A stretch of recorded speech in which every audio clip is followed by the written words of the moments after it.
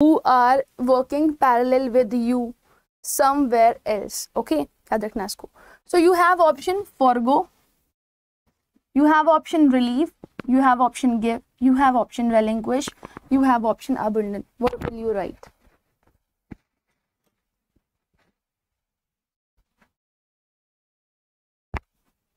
बताएं जल्दी से everybody.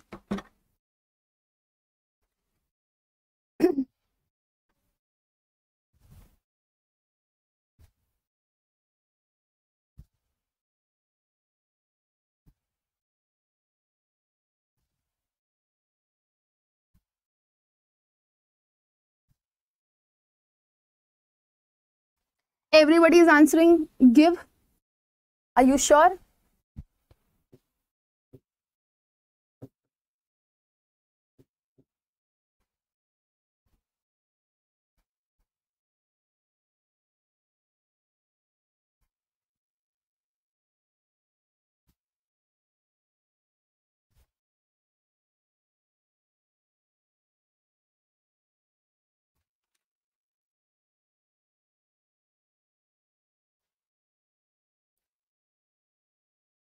गिव के अलावा तो कुछ समझ ही नहीं आ रहा, तो समझो ना, बिना समझे कैसे आएगा बेटा, समझना पड़ेगा ना.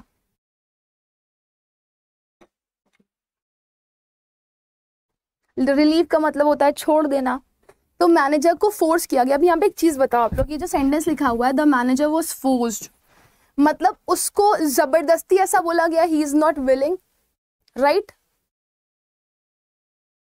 राइट. यहाँ पे लिखा हुआ है the manager was forced to give the charge to the syndicate. यहाँ पर जबरदस्ती उससे करी जा रही है, उसको फोर्स किया जा रहा है, ठीक है. और जब आपको कभी फोर्स किया जाए कि आपको क्या करना है, आपको कोई चीज छोड़नी है, कोई चार्ज छोड़ना है, कोई पोजीशन छोड़नी है और उसको किसी और को हैंड ओवर करना है, तो उसके लिए आप वर्ड यूज करते हो relinquished. Give is the correct option, but we have another word here, that is relinquish. relinquish का मतलब याद रखना, this is used in a negative way. जब कोई काम आपसे forcefully करवाया जाता है, अब देख रहे हो सेंटेंस नेगेटिव है, this sentence is negative. Okay, तो when a sentence is negative, उसके अकॉर्डिंग हम नेगेटिव वर्ड का यूज करते हैं. So the correct answer of this question is relinquish. कितने लोगों का सही था बताएं मुझे. फॉरगो का मतलब भी होता है छोड़ देना, अबंडन का मतलब भी होता है छोड़ देना, लेकिन अबंडन का मतलब है किसी जगह को छोड़ देना, ठीक है. रिलीफ का मतलब होता है किसी चीज से राहत पा लेना या रिहा हो जाना. फॉरगो का मतलब होता है जब आप चीजों को लेट गो कर देते हो. तो अल्टीमेटली यहाँ पर चीजों को लेट गो करने की ही बात करी जा रही है, लेकिन सबसे सूटेबल वर्ड जो नेगेटिव वर्ड है यहाँ पे वो कौन सा होगा, रेलिंक्विश. मैम आपकी शॉर्ट वीडियोस 13 ही हैं, उसके आगे ये और पार्ट नहीं बेटा, 13 ही है, वो 13 ही मेजर रूल्स हैं. Got it? Give yourself 1 mark if this is correct. Next question पे आते हैं. Can the child dash for the love of mother? The child begged for the love of mother. आगे को आपको सारे ही ऑप्शन सही लगेंगे. Lagged for the love of mother, destined for the love of mother, longed for the love of mother या फिर asked for the love of mother. कोई issue नहीं है, उसको नोट डाउन कर लो.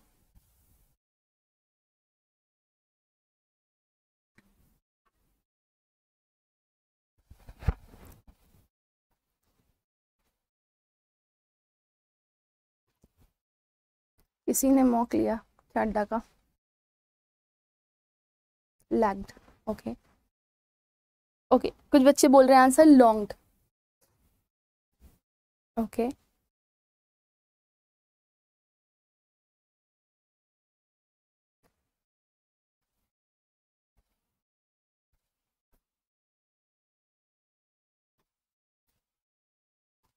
Very good. सो एक चीज याद रखना बेटा, अगर आप लैग्ड लगा रहे, हो सकता है कि बच्चे को मम्मी का अफेक्शन ना मिला हो, बट यहाँ पे लिखा हुआ है लैग्ड. आपको याद रखना है लैग्ड के साथ कभी भी आप फॉरवर्ड का यूज नहीं करते हो, ठीक है. So the baby was willing to get the love of her mother और हिज मदर, ठीक है. छोटा सा बच्चा था, वो अपनी मदर के लव के लिए सीख कर रहा था. हम लोग भी लॉन्ग करते हैं ना, हम लोग भी डिजायर करते हैं ना. सो the correct answer of this question is fourth. Next देखो. There seems to be an air of peace now dash in our country. ऐसा लग रहा है कि सुकून की हवा चल रही हो हमारी कंट्री में. तो flowing, floating, smelting, advancing. What will come over here, जल्दी से बताओ। बैक भी नहीं होगा, भीख थोड़ी मांगते हैं अपनी मदर से, हम तो हमारे मदर से हम लोग को मिलता है लव और अफेक्शन, नहीं होते हैं तो नहीं मिलता है, राइट। तो लैक्ड हो सकता था या फिर आपका लॉन्ग्ड हो सकता था, लैक्ड के साथ आप फॉर नहीं लगाते हो, you have lack of something, याद रखना इसको, तो इस वजह से हम लोगों ने यहाँ पे लॉन्ग्ड लगाया। ओके कुछ लोग 2 आंसर कर रहे हैं, कुछ लोग 1 भी आंसर कर रहे हैं। ओके देखो स्मेल्टिंग एयर को हम बोल रहे हैं कि यहाँ पे जो सुकून की हवा है ना वो चल रही है हमारी कंट्री में, एयर ऑफ पीस, मतलब किसी तरह का कोई लड़ाई झगड़ा नहीं है, शांति है। ओके तो यहाँ पर स्मेल तो होगा नहीं, ना ही एडवांस होगा। अब बचा आपके पास फ्लोइंग, फ्लोटिंग और ब्लोइंग। ठीक, फ्लो वर्ड जनरली यूज होता है आपका वाटर के लिए, वाटर के लिए। फ्लोट वर्ड का मतलब क्या होता है, जब हवा में कोई चीज फ्लोट करे, किसी चीज को अगर आप डाल देते हो तो वो फ्लोट करती है, पानी में कोई चीज फ्लोट करती है। लेकिन ब्लो का मतलब क्या होता है, ब्लो का मतलब होता है एयर का बहना। ठीक है सो यहां पर करेक्ट आंसर क्या आ जाएगा, कितने लोगों का करेक्ट है बताना मुझे। Blowing, right. चलो आगे बढ़े अगले क्वेश्चन की तरफ। अगला क्वेश्चन ये रहा यहाँ पर, कह रहा है the 2 brothers look so dash that it is difficult to tell one from the other. जो 2 भाई हैं वो इतने ज्यादा एक जैसे लग रहे हैं ना कि आप लोग ये पहचान ही नहीं पाओगे कि कौन चुन्नू है और कौन मुन्नू है। तो चुन्नू मुन्नू दोनों एक जैसे दिखाई दे रहे हैं, सिमिलर दिखाई दे रहे हैं, they are not looking at all different. What will come here, identical, same, similar, resembling या फिर अलाइक। अलाइक का मतलब है डिफरेंट, रिजेंबल के साथ आता है विद, वहां पे लगा हुआ है दैट, तो ये ऑप्शन तो हम एलिमिनेट ही कर देते हैं। अब बचे 3 ऑप्शन, बताओ उसमें से क्या आएगा। सिमिलर आंसर कर रहे हैं कुछ बच्चे, ओके 2 आंसर्स भी आ रहे हैं, same, look so same. Okay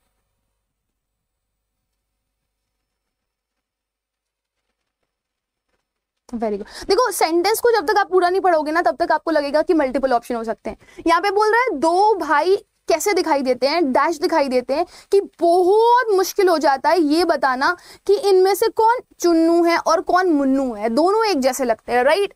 तो यहाँ पर डिफिकल्टी हो रही है इनको उसको पहचानने में, ठीक है। और जब आप किसी को सेम या सिमिलर बोलते हो ना तो उसकी कुछ आदतें मिलती होती हैं, जैसे कुछ चीजें सेम लग रही है ना आपको, तो सेम टू सेम जब आप बोलते हो ना तो कुछ कैरेक्टरिस्टिक्स की बात करते हो आप, या कुछ बिहेवियर उसके मिलते जुलते दिखाई दे रहे हैं, सब कुछ नहीं। लेकिन अगर एकदम सेम टू सेम लगते हैं, है ना, चुन्नू के भी यहाँ पर एक मोल है और मुन्नू के भी यहाँ पर एक मोल है, चुन्नू भी ऐसे करके बोलता है, मुन्नू भी ऐसे करके बोलता है, दोनों एक जैसे बोलते हैं, एक जैसे बात करते हैं। So the correct answer of this question is they look identical, same to same, 2 copy of each other. ठीक है, क्या अब लगता है आपका, आइडेंटिकल में लगता है, एकदम सेम, किसी तरह का कोई डिफरेंस ही नहीं है। So the correct answer of this question is first, although it also means same but completely same, absolutely same, solidly same. जब लगता है ना तब आइडेंटिकल लगाते हो। डन, कितने लोग का सही था बताना मुझे। Very good, great. अगले क्वेश्चन की तरफ बढ़ेंगे। कह रहा है a crescendo of metallic thuds arose from the market where the blacksmiths were dash the piece of metal. Crescendo क्या होता है वो मैं आप लोगों को बता देती हूँ। क्रेसेंडो बोलते हैं आवाज को, ठीक है, साउंड को। इरिटेट करती है जब साउंड आपको ना, तो आप उसको क्रेसेंडो बोल देते हो। तो कह रहा है a crescendo of metallic thuds arose from the market, जहां पर क्या हो रहा था, ब्लैकस्मिथ जिन्हें आप बोलते हो लुहार, गोल्डस्मिथ को आप बोलते हो सुनहार, वो क्या कर रहे थे, they were dash the piece of metal, flattering, flatter कर रहे थे, चपटा कर रहे थे, स्ट्राइकिंग मार रहे थे, हैमरिंग हथौड़ा मार रहे थे, थ्रैशिंग थ्रैश कर रहे थे, उठा के फेंक रहे थे, या फिर लेवलिंग बराबर कर रहे थे। तो what will be the correct one, जल्दी से बताओ।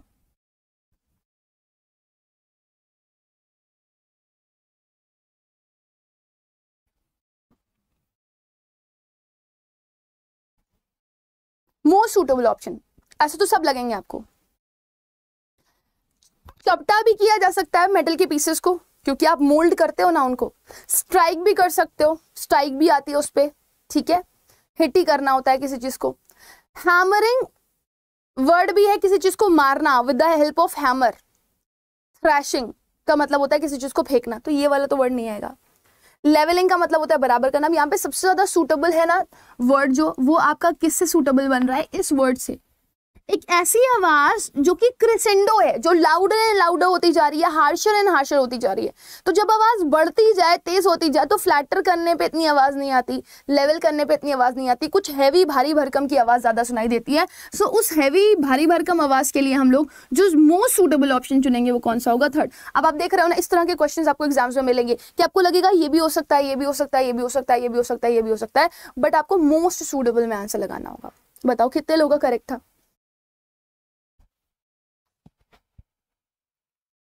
Very good. हाँ, तो तेज सिर्फ क्रेसेंडो वर्ड की वजह से, क्योंकि आवाज बहुत तेज थी, राइट, मार्केट में पूरी सुनाई दे रही थी, तो तेज आवाज के लिए आपने यहाँ पे क्या लगाया है? नेक्स्ट देखो क्या लिखा हुआ है, कह रहा है his dash income does not allow him to buy a TV. उसकी जो इनकम है वो बहुत कम है, इतनी कम है कि वो एक टीवी नहीं खरीद सकता, आप ये बोल रहे हो। तो his small income, his meager income, his spare income, his scarce income, या his lack income, what will come here?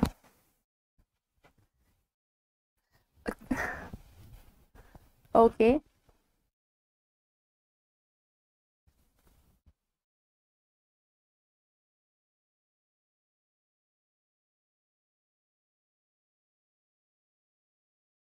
Small answer कर रहे हैं कुछ लोग। अच्छा, ये सेंटेंस कैसा लिखा हुआ है? ये सेंटेंस आपको पॉजिटिव सेंस दे रहा है कि नेगेटिव सेंस दे रहा है, पहले मुझे ये बताओ। नेगेटिव। इतने भी पैसे उसके पास नहीं थे कि वो क्या खरीद सकता, टीवी खरीद सकता, ये तो बोल रहा।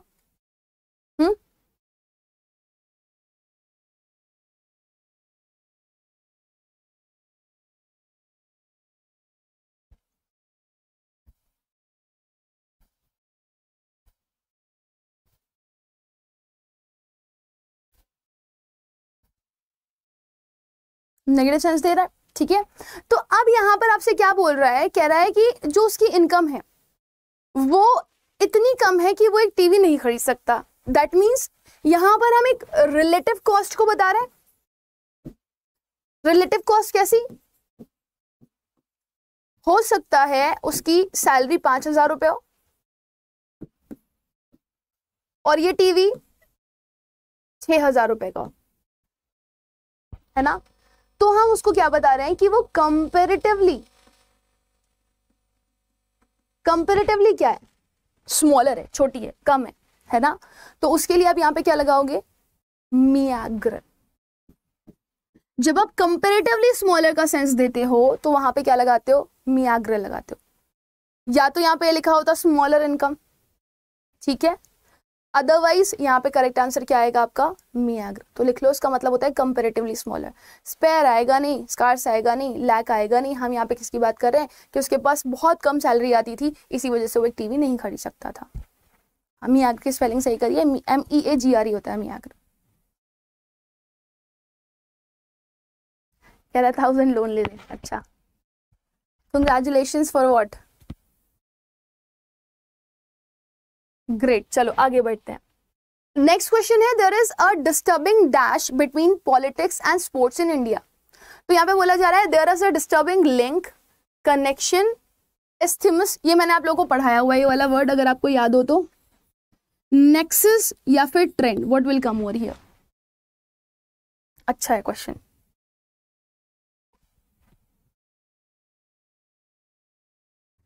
मियाग्र, GRE होता है बेटा। साहिल बताएं जल्दी से क्या होगा?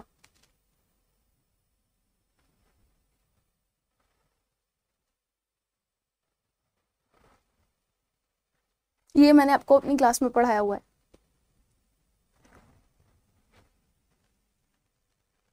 मैम ये फिक्स प्रेपरेशन है ना? फिक्स प्रेपरेशन नहीं, चूज द करेक्ट वर्ड। ठीक है, अच्छा मुझे ये बताओ, देख करके सेंटेंस को देख करके बताना ये सेंटेंस पॉजिटिव है कि नेगेटिव है।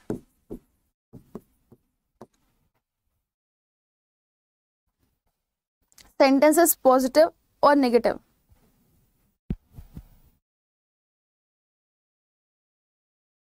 कनेक्शन आंसर कर रहे हैं बच्चे, बिल्कुल सही है, कनेक्शन भी हो सकता है, लिंक भी हो सकता है, क्योंकि अल्टीमेटली हम यही बता रहे हैं ना कि पॉलिटिक्स और जो स्पोर्ट्स है इंडिया के, वो एक दूसरे से क्या है, कनेक्टेड है ना।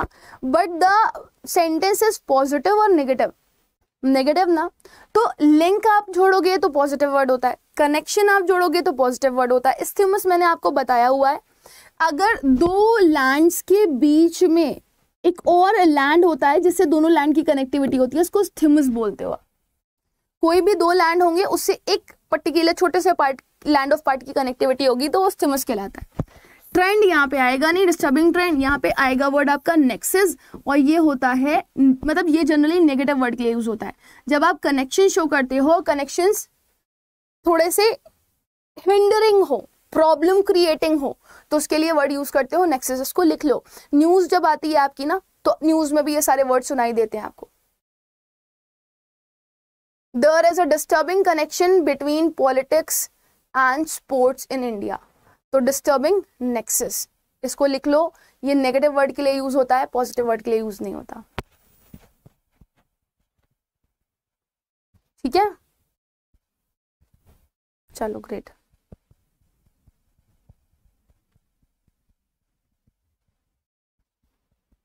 ऑसम, आगे बढ़े नेक्स्ट क्वेश्चन की तरफ। कह रहा है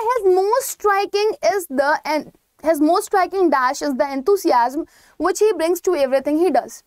His most striking factor, his most striking attitude, his most striking characteristic, his most striking character, his most striking appearance is the enthusiasm. अगर मैं बोल रही हूं मेरे अंदर enthusiasm है, मेरे अंदर एनर्जी है ना, तो बस ये समझ लो, ये जो इकलौता ये वर्ड आ रहा है ना, जैसे वाला सॉन्ग सुनाऊंगा ना, इकलौता मेरा दिल था, तो यहाँ पे इकलौता एक ऐसा वर्ड है जिससे पूरे के पूरे सेंटेंस की कनेक्टिविटी बन रही है। मतलब करेक्ट आंसर आपको इस वर्ड से ही चूज करना है। मैम ने क्या नहीं देखा?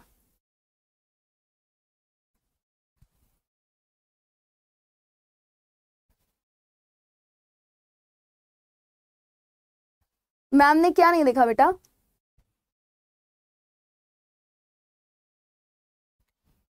नेक्सस का मतलब होता है बेटा नेगेटिव कनेक्शन, ठीक है। ई आंसर्स कर रहे हैं ई ऑप्शन में है, हाँ है फिफ्थ में। Enthusiasm is not our appearance. Enthusiasm हमारे अंदर की क्या होती है, एक एनर्जी, उत्साह, इसको दिखाते हो ना, ये अपीयरेंस में आएगा क्या? एनर्जी, एंथुसियाज्म हमारे अपीयरेंस में आता है। अपीयरेंस क्या होता है, हम कैसे दिखते हैं।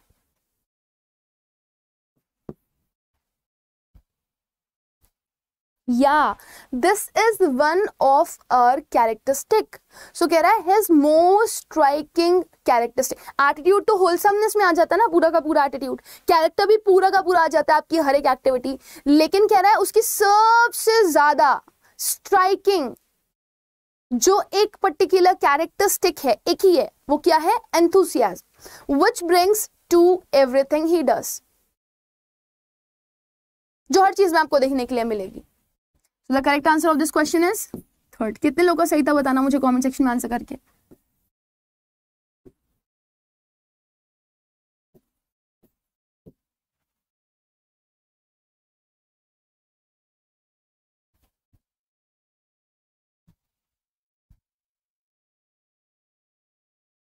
ये किसने ऑन किया है? आपने ऑन किया है क्या super chat?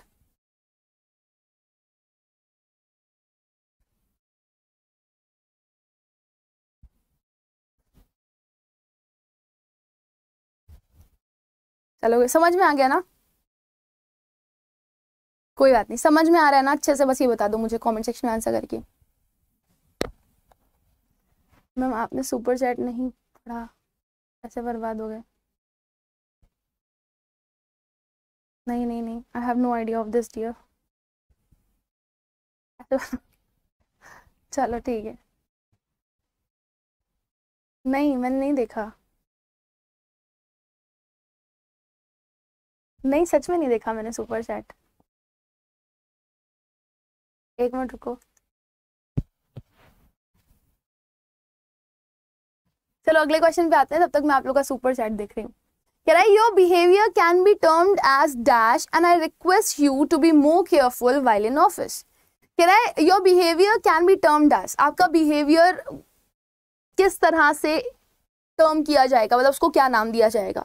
And I request you to be more careful,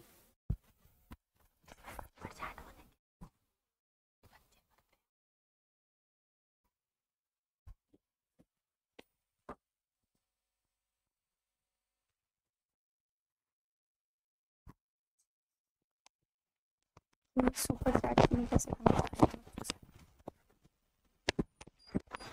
जल्दी से बताओ।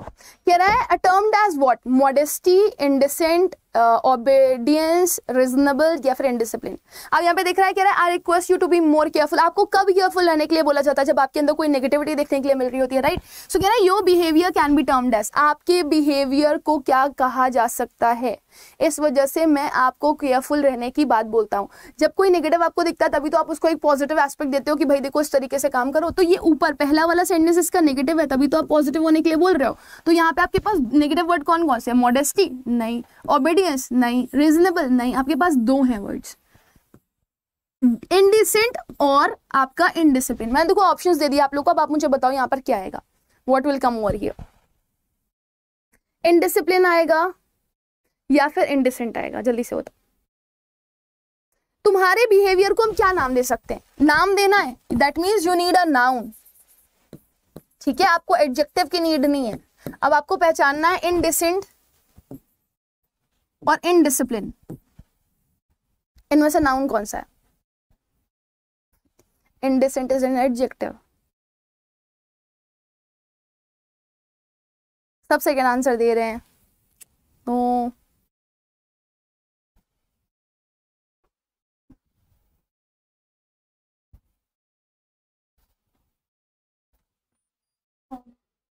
हाँ, तो मतलब कैसे कनेक्ट कैसे करेंगे, ये तो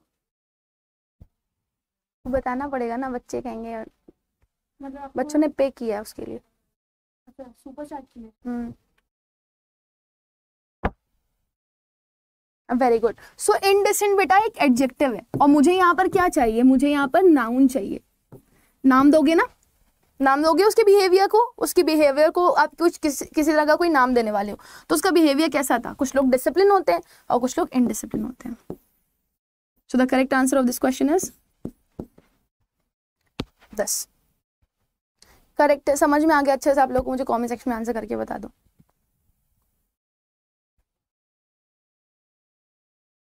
ग्रेट, चलो आगे बढ़ते हैं अगले क्वेश्चन की तरफ। कह रहा है although Sadhana stage with that family, हालांकि जो साधना है वो उस फैमिली के साथ स्टे करती है, रहती है, रुकती है, she is not dash to them, लेकिन उसका ना उनसे कोई कनेक्शन नहीं है, कोई रिश्तेदारी नहीं है। She is not alike to them, she is not similar to them, she is not related to them, या she is not indifferent to them. अच्छा ठीक है,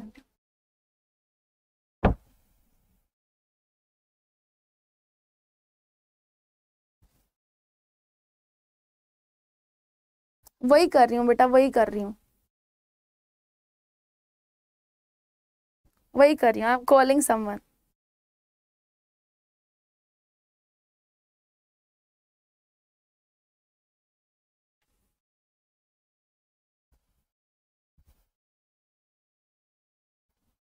that is what I am doing.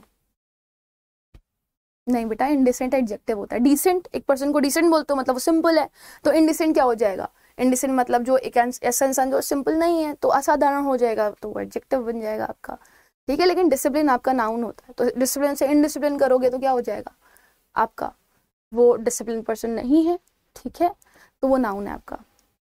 Era third. अब देखो मैंने इसका आप लोगों को एक वो दे दिया था, एक कनेक्टिविटी दे देती तो आप लोग बहुत आसानी से इसको कर पाए।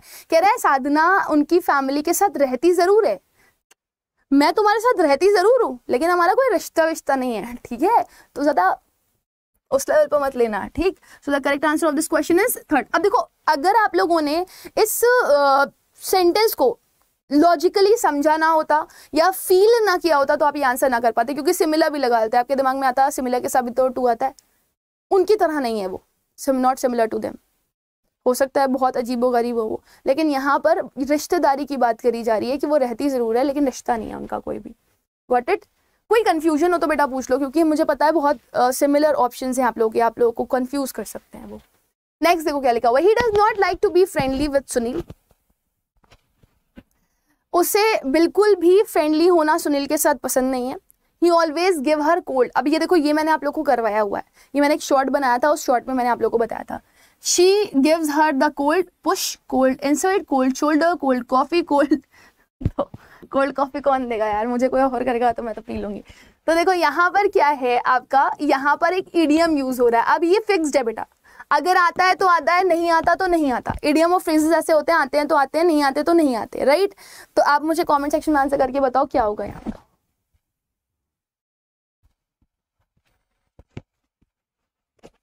ओके, कुछ लोग सी आंसर कर रहे हैं, कुछ लोग सी आंसर कर रहे हैं, कुछ लोग ए भी आंसर कर रहे हैं। ये मैंने पढ़ाया हुआ है। हाँ, कोल्ड शोल्डर। अच्छा, मुझे आप लोग ये बताओ, मैं नहीं बताऊंगी इस बार, मैं नहीं बता रही आप लोग को, आप मुझे कमेंट सेक्शन में आंसर करके बताओ। अगर मैंने लिखा है कोल्ड शोल्डर तो आप मुझे कमेंट सेक्शन में आंसर करके बताओ what do you mean by this word. और मैं चाहती हूँ ना इसके मल्टीपल आप लोग सिनोनिम्स मुझे बताओ, क्योंकि बच्चे बोलते हैं कि मैम सिनोनिम एंटोनिम प्रिपेयर नहीं हो पा रहा है। तो मैं चाहती हूँ यहाँ पर आप लोग इसके आंसर्स करके बताओ। और रेगुलर बेसिस पे ना बेटा एक कॉपी बना लो अपनी सिनोनिम एंटोनिम्स के लिए, एक कॉपी बना लो और कॉपी से पढ़ो, क्योंकि that is something which is really very important.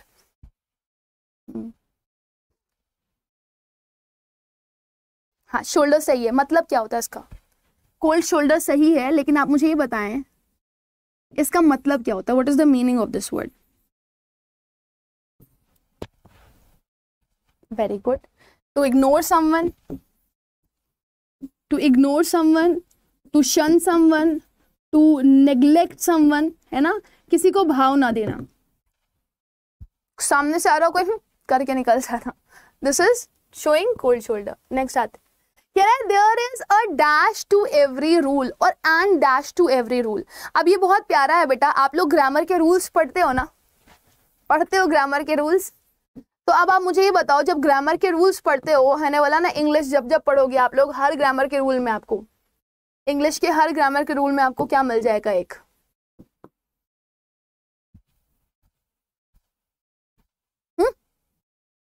Indifferent. क्या ये कहाँ इंडिफरेंट? इंडिफरेंट कहाँ है? ये इंडिफरेंट का मतलब होता है मोनोटोनस, मोनोटोनस, ठीक है। इंडिफरेंट का मतलब है मोनोटोनस। बताओ, अभी भी फर्स्ट आंसर कर रहे हो। हर रूल का क्या होता है कि एक्सेप्शन होता है, बात होता है। इंग्लिश में तो सबसे ज्यादा ये पता चलता है, रूल आया उसका एक्सेप्शन आ गया, बाप रे अभी भी पढ़ना पड़ेगा, अच्छा ऐसे भी पढ़ना पड़ेगा। तो हर रूल का एक क्या होता है? एक्सेप्शन होता है, ठीक है। ऑब्जेक्शन नहीं होता, ऑब्जेक्शन माय लॉर्ड, वो बीच में किसी को हिंडर करते हो आप। क्रिटिसिज्म नहीं होता, केविट नहीं होता, डिसएडवांटेज नहीं होता। इसको याद रखना, इंपॉर्टेंट क्वेश्चन है ये, प्यारा क्वेश्चन है ये, और ये ऐसा क्वेश्चन है कि आप लोग पढ़ते पढ़ते कर लेते हो। नेक्स्ट देखो, कह रहा है रेनू इज डैश, रेनू एक डैश है, you can lead her by the nose. अब ये बेटा आपका ये एक इडियम है, you can lead her by nose, ये एक इडियम है। इसका मतलब क्या होता है? इसका मतलब ये होता है कि आप इजीली उसको डोमिनेट कर सकते हो, इजीली उससे अपनी मर्जी चलवा सकते हो। कुछ लोग होते हैं ना, बहुत डिसेंट से होते हैं, बहुत सिंपल से होते हैं, आप आराम से उनको डोमिनेट कर सकते हो, है ना। तो अब आप मुझे ये बताओ, रेनू नॉवाइस है, रेनू वुमन है, रेनू ब्लाइंड है, रेनू सिंपलिटन है, या फिर रेनू एक ठग है। तो अगर आपको किसी को डोमिनेट करना है तो भाई वो सीधा साधा होना चाहिए ना, तेज तर्रार को तो डोमिनेट कर नहीं सकते। तो नेगेटिव वाले तो वर्ड हटा दो, वुमन है इसलिए डोमिनेट कर सकते हो, ऐसा नहीं है, मेन भी आजकल डोमिनेट हो जाते हैं। मम्मियों से पूछना पापा को डोमिनेट करती हैं कि नहीं। ऑप्शन बचा आपके पास क्या? फर्स्ट नोवाइस और सेकंड बचा हुआ है सिंपलिटन। तो आप मुझे कमेंट सेक्शन में आंसर करके बताएं क्या होगा। फर्स्ट और फोर्थ में कौन सा होगा? जल्दी से आंसर करके बताएं।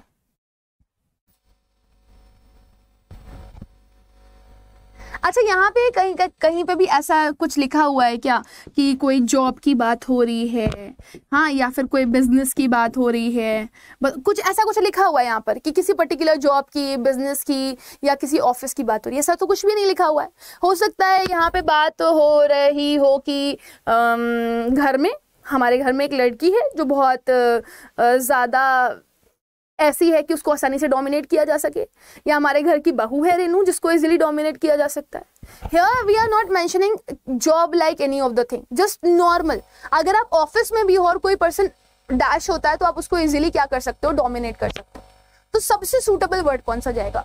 नोवाइस जा सकता था, बट एक लड़की ना अपने घर के लिए कभी नोवाइस नहीं। यहाँ पे कुछ मेंशन नहीं है, तो हम कुछ भी एक्सपेक्टेशन ले सकते हैं अपनी, कि होम भी हो सकता है, ऑफिस भी हो सकता है, राइट, हमारा जॉब भी हो सकता है। अगर हम इस हिसाब से चलें कि वो साधारण सी लड़की थी, तो अब चाहे वो ऑफिस में हो, चाहे अपने ससुराल में हो, चाहे अपने घर में हो, वो साधारण थी इसलिए हर कोई इसे डोमिनेट कर लेता था। तो आपका जो करेक्ट ऑप्शन है किसके साथ जाएगा? वो फोर्थ के साथ जाएगा, जो हर जगह पे सूटेबल है। तो आपको एक ऐसी चीज लेकर के चलनी है बेटा जो हर एक तरीके से सूटेबल हो। ठीक, अगर मैं बोलती कि ये नई है इस जॉब के लिए, या ये नई है इस बिजनेस के लिए, इस वजह से उसे हर कोई डोमिनेट कर लेता है, तब आप नोवाइस लगाते हैं। ठीक है, न्यू टू समथिंग, किसी चीज के लिए नया होना।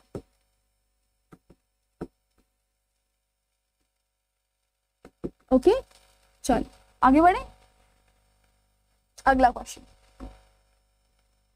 कह रहा है, in high school many of us never realize the importance that grammar would dash in later life. ये बहुत प्यारा क्वेश्चन है। कह रहा है हमारे स्कूल में, ये सच बात है, हमारे जब हम स्कूल में होते हैं तो हम कभी इस चीज को महसूस ही नहीं कर पाते, जो ग्रामर है वो हमारे आने वाले जिंदगी में कितना ज्यादा मदद करने वाली है हमको। तो would figure, would portray, would play, would exercise और वुड स्टैब्लिश। क्या होगा? मोनोटोनस का मतलब होता है एक ऐसा पर्सन जो बहुत बोरिंग हो, हमेशा ऐसे बैठा रहता है। वो स्माइली देखी ना आप लोगों ने, जो नीचे होती है, ऐसे गंदी सी स्माइली बना के बैठा रहता है।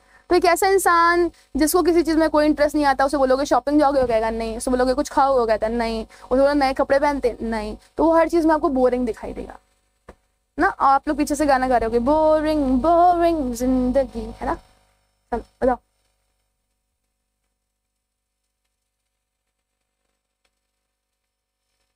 ये अच्छा क्वेश्चन, इसलिए मैंने बोला ये अच्छा क्वेश्चन है, इसको गलत करके आओगे आप।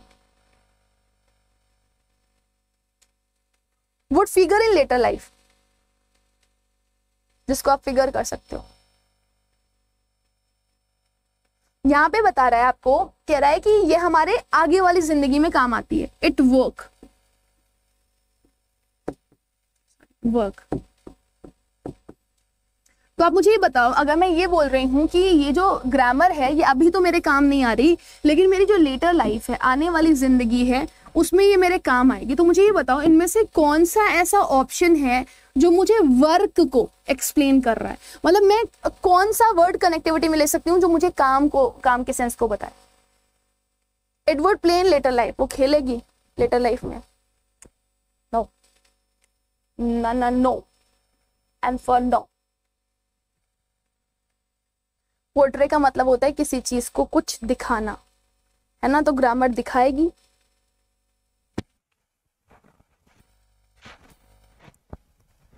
अब देखो आंसर्स आने शुरू हो चुके हैं। Very good. सो बहुत अनसेंसिबल सा लग रहा होगा ना, मतलब बहुत ही अजीबो गरीब सा लग रहा होगा ये, कि मेरे हाई स्कूल में हम लोगों ने कभी रियलाइज ही नहीं किया कि इंपॉर्टेंस क्या है ग्रामर की, लेकिन हमारे बाद वाली जिंदगी में ग्रामर काम आएगी। सो काम आएगी के लिए हम एक ही वर्ड है जो यहाँ पे सूटेबल मान सकते हैं, that is exercise. Figure out एक वर्ड होता है जिसका मतलब होता है किसी चीज को गेट करना। पोर्ट्रे का मतलब होता है किसी चीज को दिखाना। स्टैब्लिश का मतलब होता है किसी को फॉर्म करना। और प्ले का मतलब होता है किसी चीज के लिए खेलना।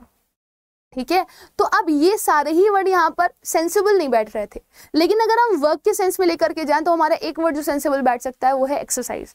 पढ़ने में अजीब सा लग रहा है, but this is the correct answer of this question. बताओ, कोई कंफ्यूजन? नहीं, वुड स्टैब्लिश हूं, वो यहाँ पे अगर ये लिखा होता वुड स्टैब्लिश अस, वो हमें स्टैब्लिश करती है इन अ लेटर लाइफ, तो स्टैब्लिश सही हो जाता।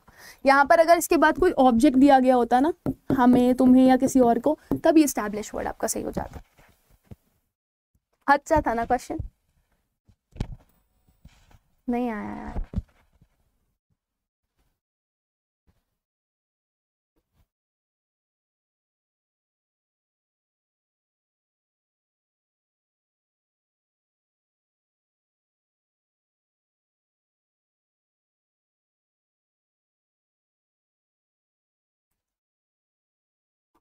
ओहो, ये मैंने क्या कर दिया।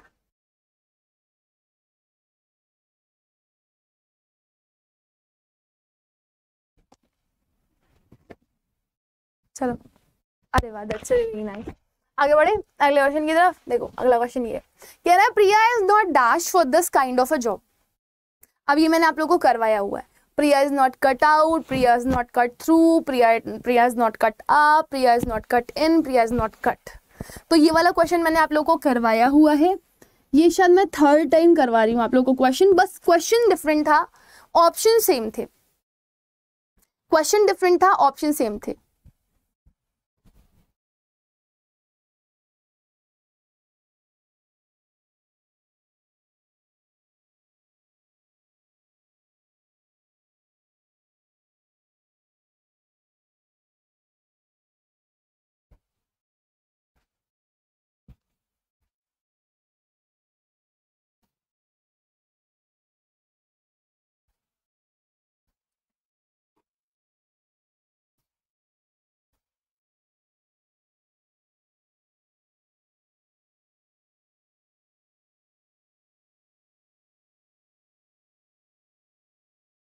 ओके देखो सबके आंसर्स आ गए। तो कटआउट का मतलब क्या होता है? कटआउट का मतलब होता है सूटेबल। इस कटआउट का मतलब होता है सूटेबल, है ना। और अगर यहाँ पे बोल रहा है Priya is not suitable for this kind of job, Priya इस जॉब के लिए नहीं बनी हुई है। ठीक है, समझ में आ गया। ये मैंने क्वेश्चंस आप लोगों को करवाए हुए हैं, अगर आपको याद होंगे तो। डन, अगले क्वेश्चन की तरफ बढ़े। अच्छा, ये लास्ट क्वेश्चन था, हम बताइए ना।